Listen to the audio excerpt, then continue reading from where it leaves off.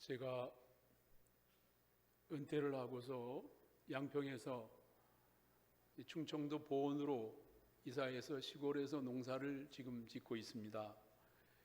자연 속에 들어와 살다 보니까 자연 속에 사는 사람들에 대한 이야기에 점점 관심을 많이 갖게 됐습니다.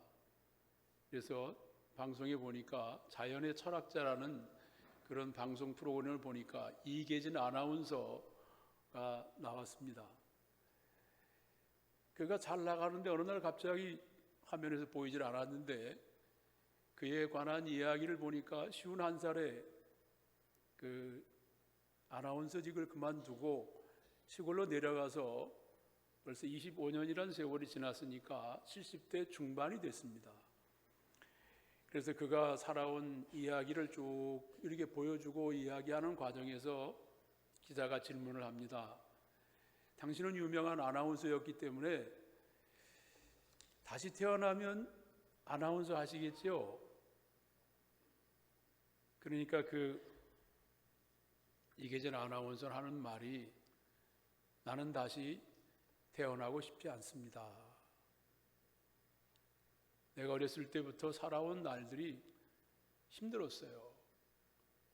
그리고 내가 아나운서 일을 해왔지만 무슨 이유가 있어서든지 51살에 그만둔 걸 보면 아나운서로 살아간다는 것도 이게 보통 어려운 일이 아니었겠구나. 나는 다시 태어나고 싶지 않다는 그 말을 보면서 아마 우리들도 살아가면서 그런 생각을 많이 할 것 같습니다.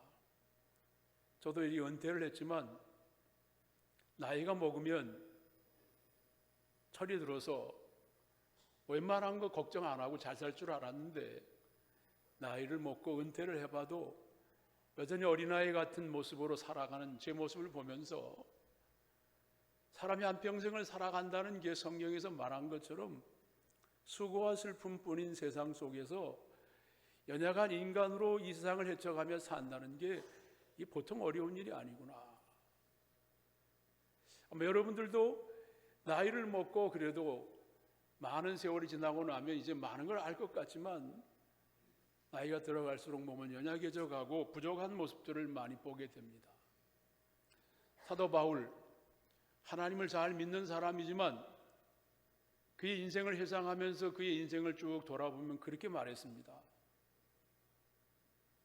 신비한 은혜를 경험한 사람이었지만 그는 자기 자신에 대해서 처음 고백할 때는 나는 사도들 가운데 지극히 작은 사람입니다. 좀 시간이 지나고 나니까 사도와는 비교하지 않고 성도들 가운데 내가 지극히 작은 자입니다. 마지막 말년에 바울은 고백할 때 나는 죄인 가운데서 괴수입니다. 한평생을 살아가면서 신앙생활을 더 잘하면 훌륭한 사람으로서 그렇게 아름다운 모습으로 늙어갈 것 같았는데 세월이 지나갈수록 하나님 앞에서 자기의 죄인된 모습과 부족한 것을 발견하는 게 이게 그리스도인이구나.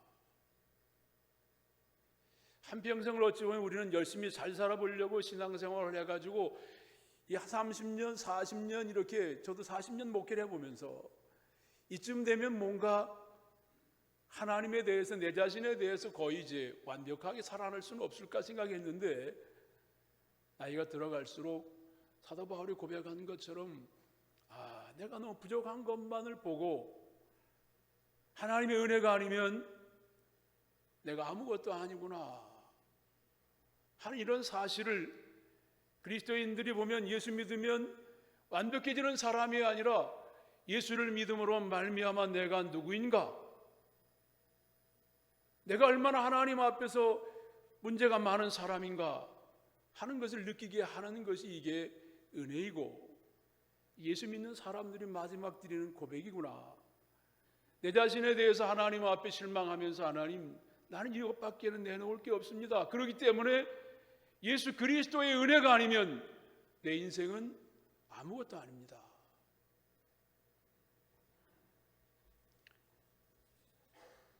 오늘 저는 욥에 관한 이야기를 함께 생각해 보려고 하는데요. 욥 그러면 하나님이 추천하셨어요. 욥에 대해서 하나님 뭐라고 말씀하시는가 하면 하나님이 직접 욥을 추천하시면서 내정 욥을 보았느냐, 내정 욥을 보았느냐 이러면서 하나님은 욥에 대해서 내정이라고 말씀하시면서 하신 이야기가 욥은 온전하고 정직하고 나를 잘 경외하고 악에서 떠난 사람이고 동방에서 가장 훌륭한 사람이다. 이렇게 하나님이 추천한 사람이 바로 욥이었습니다. 이 정도 사람이라면 모든 것이 이제는 완벽한 모습으로 살아가리라고 생각할 수 있겠지만, 그러나 그의 삶에 대한 이야기를 보면 그가 재산을 잃어버리고 자녀에게 문제가 생기고 자신의 건강에 문제가 생기고 나서 그는 이제 하나님도 원망하기도 하고 세 친구가 찾아와서 논쟁을 하면서 너희 죄 때문이 아니냐 할 때 막 논쟁을 하면서 이야기를 하는 이야기가 욥기서가 42장까지 되어 있는데요, 1장부터 2장에는 욥이 잃어버리는 문제, 3장에서는 하나님 앞에 원망하는 욥의 이야기, 4장부터 37장까지는 세 친구가 와가지고 욥에 대하여 당신의 너무 문제가 있는 거 아니냐 하면서 변론하는 이야기, 38장부터 41장까지는 하나님이 그렇게 다 이야기하는 걸 들으시고 욥에게 오셔서 책망하시고 교훈하시고 바르게 잡아주시는 그런 이야기를 듣고 나서 오늘 본문의 이야기가 마지막 42장에서 정리되고 있는 이야기입니다. 오늘 42장에서 이렇게 시작합니다. 하나님이 욥에게 말합니다. 뭐라고 말하는가 하면, 하나님, 이제 내가 알았습니다.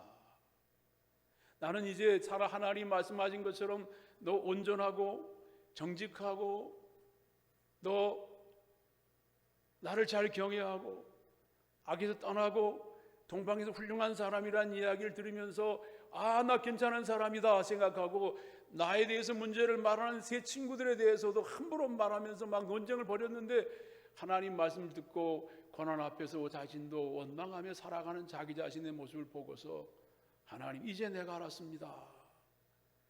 이제 내가 깨달았습니다. 나 괜찮은 사람이고 좋은 사람인 줄 알고 살았는데 사람들이 나를 다 그렇게 좋게 본다고 생각했는데 가만히 생각해 보니까 이제 내가 깨달았는데 하나님이 나에게 책망하시고 또 친구들의 이야기를 들으면서 이제 지금까지는 하나님에 대하여 귀로만 들었는데 이제 이 고난을 통하고 하나님의 책망을 들으면서 내가 눈으로 하나님에 대하여 이제는 깨닫습니다. 이제 내가 지금까지 한 모든 말들을 다 거두어 드리고 이젠 제 위에 앉아서 나는 이제 하나님 앞에 회개하며 살아가겠습니다. 이게 욥의 오늘 고백이에요. 이제 내가 나를 발견했습니다. 이게 사람이 자기 자신을 발견하고 하나님 앞에 선다는 게 이게 쉬운 일이 결코 아니구나. 정말 우리 그리스도인들에게 은혜가 뭔가, 그건 하나님 앞에서 내 자신이 누군가를 발견하는 것.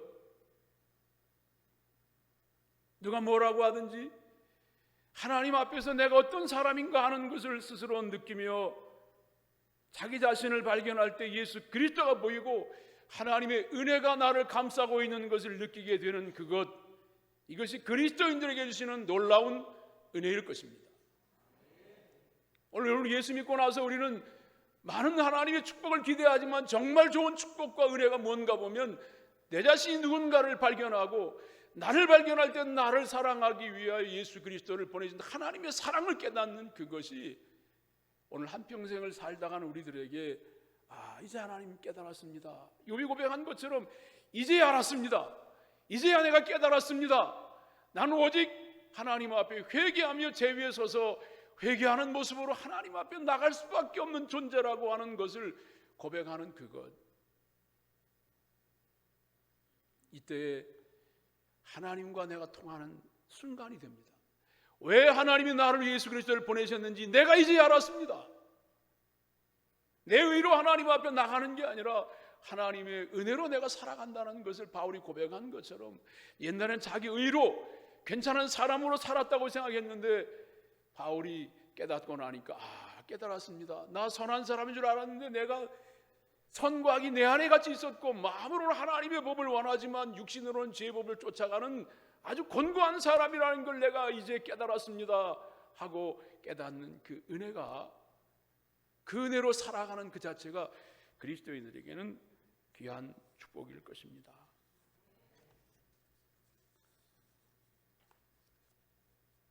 바울이 하나님의 은혜를 받고 나서 복음을 전합니다. 굉장한 은혜를 받았으니까 아마 바울도 많이 기대했을 거예요. 이제 내가 하나님을 위해서 멋지게 좀 의미 있게 살아야 되겠다 생각하면서 가서 빌립보에 복음을 전하는데 오히려 매를 맞고 감옥에 갇힙니다. 그래도 바울은 실망하지 않고 하나님 앞에 옥중에서도 기도하고 찬양합니다. 근데 하나님의 은혜로 거기를 목에서 빠져나오지만 도망을 치듯 데살로니가로 갑니다. 데살로니가 가서 복음을 전하는데 깡패들을 동원해가지고 바울이 하는 일을 방해하는 사람들 때문에 또다시 도망을 쳐가지고 베레아로 갑니다.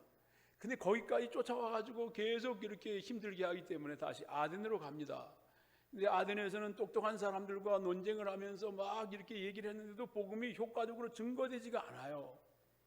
그러니까 바울이 많이 실망하고 아덴에서 제대로 열매를 거두지 못하고 그 다음에 이제 고린도로 갑니다. 고린도에 가서는 실망을 하고 바울은 이제 잠잠하게 있으니까 하나님께서 말씀하셨어요. 바울아, 침묵하지 말고 말하거라. 이제 바울이 기대하면서 걸어온 길은 거의 다 실패한 길처럼 방황하면서 이렇게 쫓겨가서 도망치듯 이렇게 그 길을 걸어가게 됐는데 결국 그러다 나중에 가면 죄인의 모습으로 로마까지 끌려가게 되고 그리고 거기서 그냥 순교해서 죽습니다. 바울의 인생이 어찌 보면 방황하면서 그냥 이렇게 저렇게 밀려서 내 의지와는 관계없이 그냥 하나님의 부르심을 받은 사람인데 열매 없는 사람처럼 이렇게 쭉 지나가고 끝나고 나니까 자신도 몰랐는데 내가 쓴 편지가 성경이 되리라고는 상상도 못했습니다. 그런데 바울의 실패한 인생 같은 이야기가 하나님 성경이 되게 하셨습니다.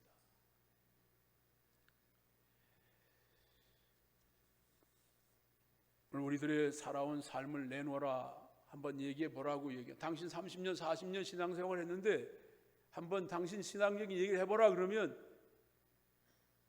할 말이 없는 경우가 많이 있을 것입니다.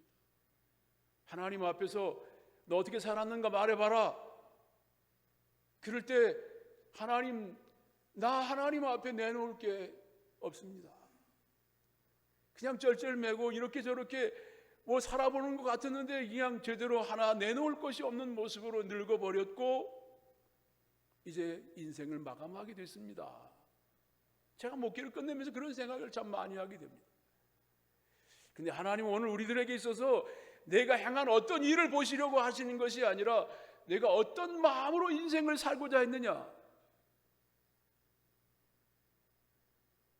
하나님의 뜻대로 살고자 한 마음으로 많이 근심하면서 많이 괴로워하면서 내가 하나님의 사람인데 내가 하나님의 부름받은 사람인데 나는 왜 이렇게 제대로 살아가지를 못했을까 많이 고민하며 회개하며 어떻게 하면 하나님 원하는 대로 살 수 있을까를 괴로워하며 하나님 근심을 가지고 살아온 것밖에는 없습니다. 하나님 바로 그거다. 바울의 살아온 이야기가 실패한 인생이 성경이 되게 한 것처럼 내 삶이 성경이다.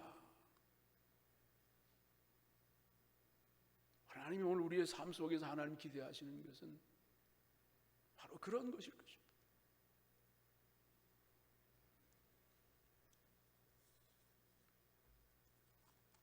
레갑 족속 요나답에 관한 이야기가 있습니다. 요나답, 그런들 마음속에 하나님을 향한 근심이 있는 사람이었습니다. 하나님의 사람으로 어떻게 잘 살 수는 없을까? 하나님의 사람으로 나뿐만 아니라 이 나라를 위해서 뭔가 할 수 없을까? 나라는 왜 이렇게 혼란하고 어려울까? 고민을 많이 하다가 예후를 만났어요.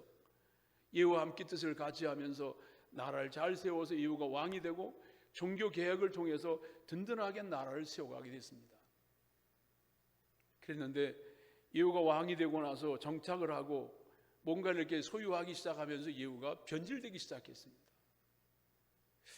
요나답은 갈등이 생겼습니다. 내가 생각했던 것이 이게 아닌데 어떻게 이렇게 되고 말았을까? 이 나라가 왜 이렇게 됐을까? 고민하면서 적당히 살아가기에는 좋은 자리지만 요나답의 마음속에는 그것이 용납되질 않아서 레갑 족속들을 다 불러 모으고 이제 우리가 가지려고 누리려고 했던 건 다 포기하자.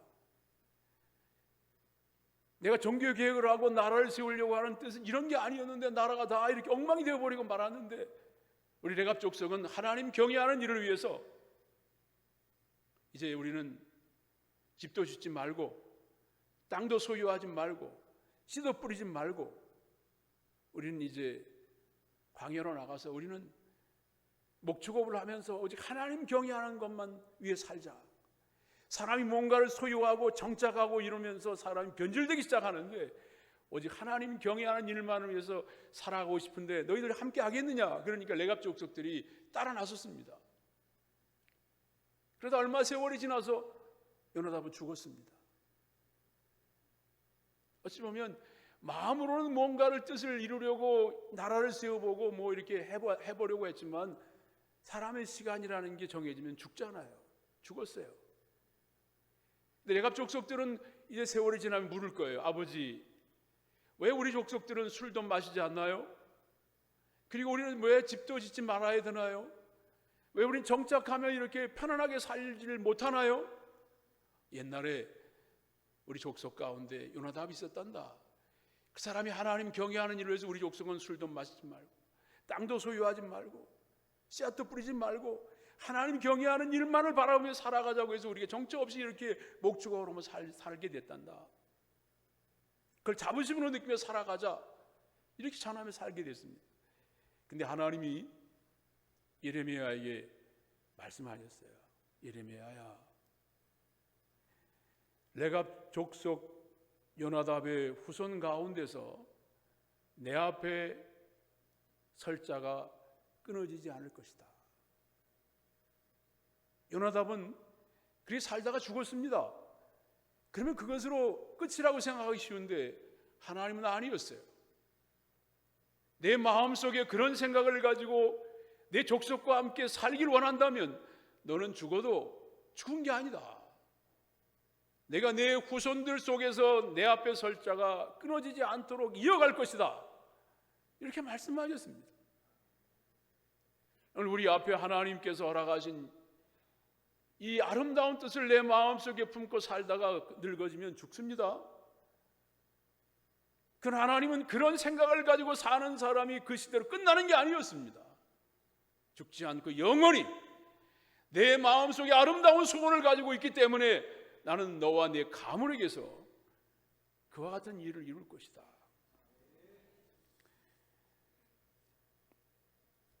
저희가 시골에 살면서 시골 산속에 이렇게 집을 짓고 전원주택을 짓고 살고 있습니다. 근데 제 아내가 이 정원을 가꾸는 걸 좋아해가지고 이제 1년밖에 이사한 지가 안 됐는데 이제 봄에 펜지라는 꽃을 이렇게 심었어요. 근데 꽃이 좀 펜지는 조그맣니다. 이렇게 많이 안 커요. 그러다가 봄 좀 지나고 나면 바로 그냥 시들어서 죽어버려요. 그랬는데 시간이 지나고 나니까 이 펜지가 조금밖에 안 자라다 죽었지만 저기 축대 위에도 올라가 앉아 있고 화분 위에도 올라가 앉아 있어요.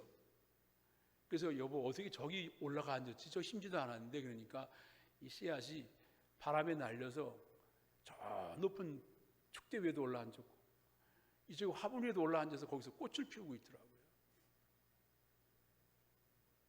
편지는 죽었습니다.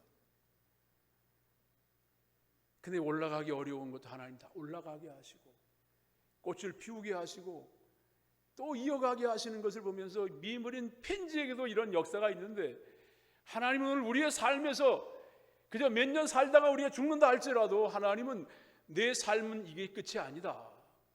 아브라함의 하나님, 이삭의 하나님이 되시고 야곱의 하나님이 되신 것처럼 오늘 우리가 제대로 살아야 하는 이유가 있다면 그것은 내 인생을 통해 나는 시시한 것을 생각하는 게 아니다. 나는 너를 통하여 위대한 일들을 오래도록 계속해 갈 것이다. 오늘 신앙생활하는 우리들이 하나님 앞에 제대로 하나님 마음을 얻으며 살아간다고 생각된다면요, 하나님은 내 시대로 끝나지 않을 것입니다. 오고 오는 세대 내 앞에 설 자가 끊어지지 않는다. 나는 내 후손들을 통해서 위대한 일을 이어가게 될 것이다. 우리가 죽어 하나님 나라에 가서도 우리는 바라볼 거예요. 우리의 손주들이 저렇게 잘 커가는구나. 내 후손들 속에서 하나님의 역사를 이어가는 아름다운 모습을 보는 것보다 귀한 게 어디 있겠습니까? 세상에 돈을 벌고 또 나름대로 자기 이름을 내려고 할 때가 많지만, 정말 중요한 것이 있다면 하나님의 마음을 얻으면서 하나님 원하시는 그 길을 따라 살아가는 것이 영원한 것이고, 이것이 오늘 인간에게 허락하신 하나님의 축복이구나 하는 것을 말씀하십니다. 제가 은퇴를 하면서 예배 이제 다음 주에 이제 은퇴를 하니까 이제 수요일날 여기 앉아서 부목사님들이 설교를 하니까 여기 앉아서 이제 기도를 하고 있었습니다. 근데 그런 생각이 드는 거예요. 그 양평교회가 120년이 됐습니다. 근데 교회를 내가 앉은 자리가 제가 15년 2개월을 근무했는데 15년 전에 이 교회는 내가 오기 전에 지었고 그 의자도 교인들이 헌금한 것이다. 넌 아무것도 한 게 없다. 교회가 한 5층짜리 건물이 됩니다. 그 많은 건물 돈을 들이기 위해서 얼마나 교인들이 수고했겠니? 그리고 옆에 주차장이 있는데 주차장이 한 2,000평 정도 됩니다. 그 땅을 사기 위해서 교인들이 얼마나 헌금했느냐? 너는 하나도 한 게 없어. 오기 전에 이미 그 사람들이 주차장도 마련하고 교회들이 이렇게 5층 건물을 잘 지어놨습니다. 그리고 내가 오기 전에 이 교회는 120년 전에 선교사 한 사람이 와서 교회를 시작했고 일본 사람이 불을 태워버렸기 때문에 또 다른 선교사가 와서 재건을 해가지고 오늘까지 이어온 것이다. 이제 내가 은퇴하며 떠난다 할지라도 내가 오기 전에 벌써 많은 선교사와 많은 교인들이 헌신하고 떠나간 곳에 너도 왔다 가는 것이다. 그리고 이 나라에 보면 언더우드와 아펜셀러가 한국 교회사의 중요한 인물로 소개합니다. 근데 그 사람들이 우리나라에 올 때 나이가 몇 살이었는지 아냐? 26살, 27살 청년 두 사람이 왔었단다. 그리고 그 사람들이 20년 밖에는 우리 땅에서 복음을 전하지 않고 한 사람은 바다에서 죽었다고 그랬어요. 배 타고 선교하러 가다 죽었어요. 오늘날 어찌 보면 언더우드와 아펜셀러가 20년 동안 이 땅에 와서 복음을 전하지만 20년 동안 무슨 일을 했겠어요? 보면. 말 배우고 교통수단도 불편한 곳에 좀 어디 왔다 갔다 하다가 20년 세월 금방 지났을 것입니다. 교회를 세운 그 양평교회를 세운 사람들도 누가 이 교회에서 헌신하고 애썼는지 아무도 기억하지 않을 것입니다. 제게 주신 말씀도 백목사 내가 여기 있다 떠나고 나면 아무도 너를 기억하지 않는다. 우리는 이 땅에 왔다 가도 또 자식들이라고 할지라도 할아버지가 지나고 나면 이름도 기억하지 못하고 다 기억하지 못할 것입니다. 같은 가족이라 기억하지 못합니다. 그러나 하나님은 기억하십니다. 내가 어떻게 살아왔는지 제대로 살아간다면 하나님은 욥에게 한 것처럼 내 종 욥을 봤느냐? 이렇게 하나님이 기억하시고 그와 함께 해주시기를 원하셨습니다. 하나님은 시편 139편에 보면 1절부터 5절까지 그런 말씀이 있어요. 여호와여 주께서 나를 살펴보셨으므로 나를 아시나이다. 하나님이 나를 살펴보셨으니까 나를 아세요. 뭘 아시는가? 하나님께서 멀리서도 내 생각을 내가 알고 있다. 그리고 하나님이 또 살펴보시고 하시는 말씀이 내가 행한 모든 것들을 내가 익히 알고 있다. 행동을 다 알고 있다는 거죠. 뿐만 아니라 내가 한 말 내가 다 들어서 알고 있다. 하나님이 알고 있다고 하는 것을 살펴보시고 다 알고 있다고 이렇게 말씀하셨습니다. 오늘 하나님은 나란 존재에 대하여 내가 어떤 생각을 가지고 살아가는지, 그리고 어떤 행동으로 살았는지, 내 입술로 어떤 고백을 하며 살아가고 왔는지를 하나님은 다 들으시고 보시고 알고 계신 하나님, 그 하나님 앞에서 우리가 욥처럼 제대로 살아갈 수만 있다면 하나님은 우리의 하나님이 되시고 내 편이 되셔서 친구들이 여러 가지로 나를 모함하고 오해하고 핀잔을 주고 문제가 있다고 말해도 하나님이 결국은 욥의 손을 들어주시고 계셨습니다. 사마리아의 남편이 5된 여인이 우리가 잘 아시잖아요. 왜 예수님이 그 여인을 찾아가셨는가? 보니까 그 여인은 창피해서 사람들이 오지 않는 그 시간에 물을 들러 옵니다. 예수님이 가서 만나주세요. 근데 그 여인의 입에서 나오는 이야기가 뭔가 하면, 예수님, 어디에 가서 예배 드리는 게 이게 제대로 된 예배입니까? 그리심산입니까? 아니면 예루살렘으로 가야 합니까? 그리고 나는 메시아를 기다리고 있습니다. 이 고백을 하고 있어요. 그 많은 사람 가운데 유독 예수님이 찾아가신 그 이유가 그 여인이 많이 괴로워하면서 마음속에 생각하는 것이 예배였고, 그리고 메시아였어요. 그가 살아온 삶은 자랑스러운 삶이 아니었지만, 그러나 그의 마음속 깊은 곳에서 찾고 있는 것을 아셨어요, 예수님. 오늘 많은 사람들 속에서 눈에 띄는 사람들이 어떤 사람일까 보면 그 마음 속에서 하나님을 향한 아름다운 소원을 가지고 살아가는 그런 사람들일 것입니다. 욥에 대한 한 이야기를 보면 그랬습니다. 욥이 재산과 자녀를 잃어버렸을 때, 그때 절망적인 순간에도 욥은 이렇게 고백하는 얘기를 하나님 들으셨어요. 뭐라고 했는가 하면, 재물 다 잃어버리고 나서 하는 말이, 주신 이도 하나님이시고 거둬가신 이도 하나님이십니다. 그리고 또 자기 몸이 이렇게 병으로 인해 고생하고 있었을 때, 그때 욥은 하나님 앞에 고백하기를, 내가 복을 많이 받았는데 화도 받지 않겠느냐 하고 입술로 범죄하지 않았더라. 하나님 다 들으셨어요.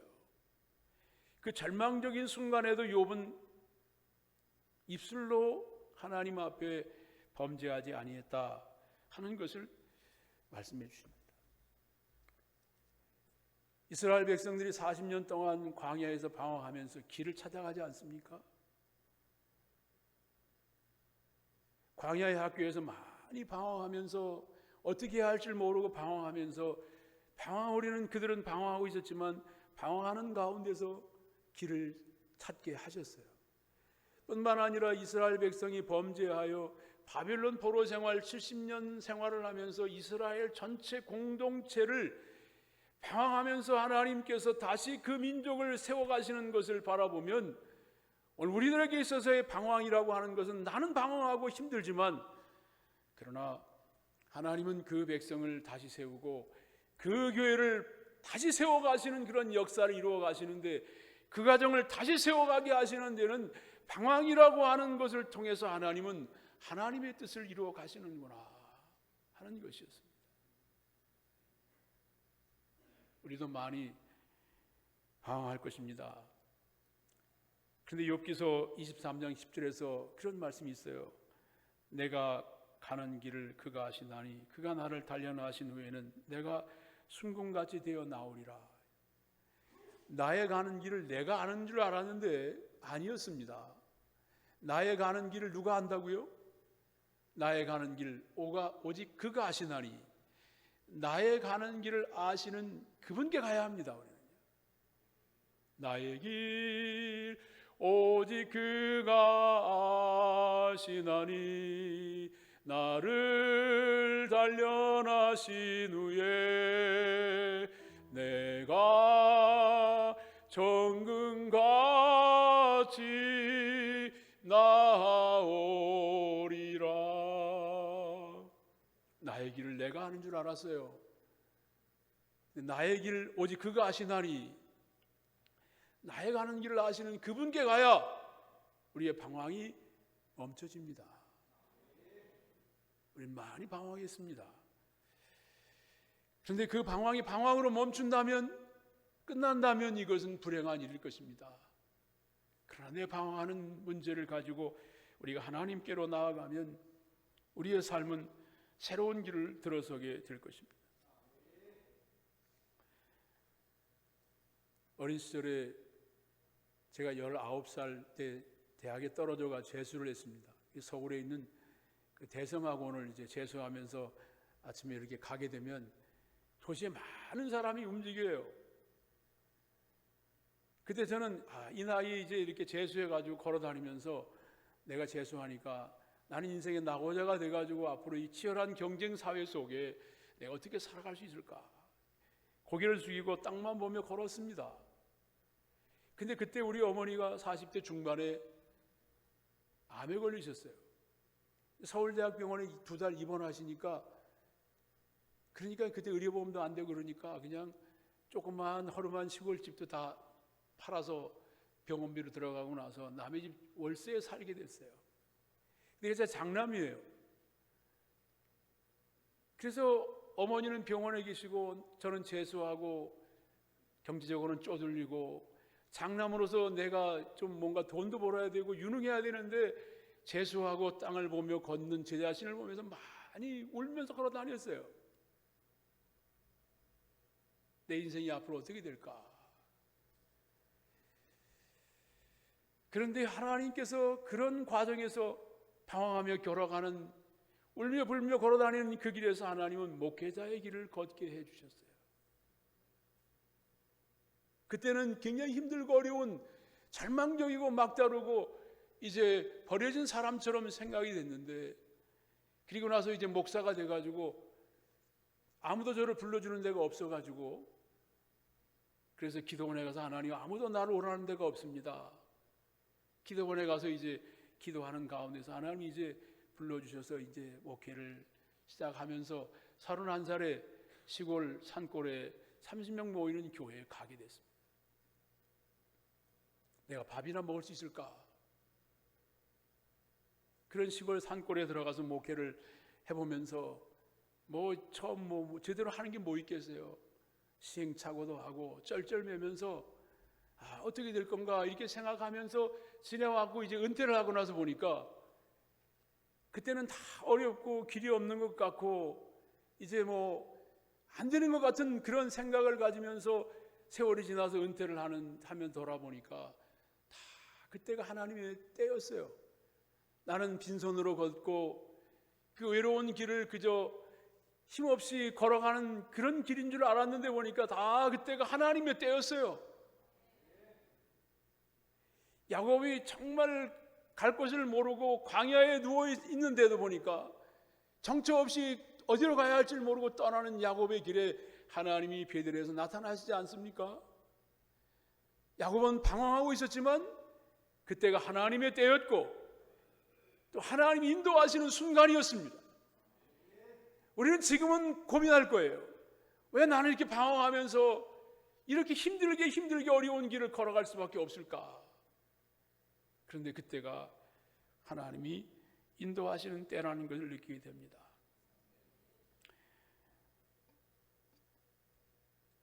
이제 말씀을 맺으면서 우리는 많이 방황할 것입니다. 왜냐하면 하나님이 우리를 향해서 말씀하시기를 너를 부르신 것을 똑똑히 기억하고 봐라. 너는 방황할 수밖에 없는 연약한 사람이다.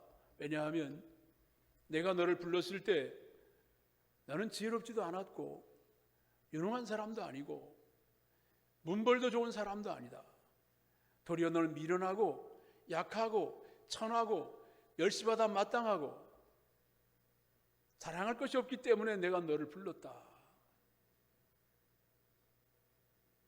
하나님 앞에서는 우리 자신들을 볼 때 내가 대단해서 하나님이 나를 부르신 게 아니었어요. 자랑할 것이 없고 미련하고 천하고 하나님의 은혜가 아니면 할 수 없다고 생각하는 사람이었기 때문에 하나님이 나를 부르셔서 예수를 믿게 했고 하나님의 사명을 맡기셨기 때문에 늘 쩔쩔매고 제대로 감당하지 못해서 늘 하나님 아니면 나는 감당할 수 없습니다. 하나님 도와주세요. 이 마음을 가지고 우리는 살아갈 수밖에 없는 사람이었기 때문에 한평생 동안 우리는 쩔쩔매고 방황할 수밖에 없을 것입니다. 그러나 그런 우리들을 하나님께서는 다 아시고 부르셨으니까 너 그런 사람이라는 걸 알았으면 늘 겸손하게 하나님의 은혜를 구하고 내게 맡겨라.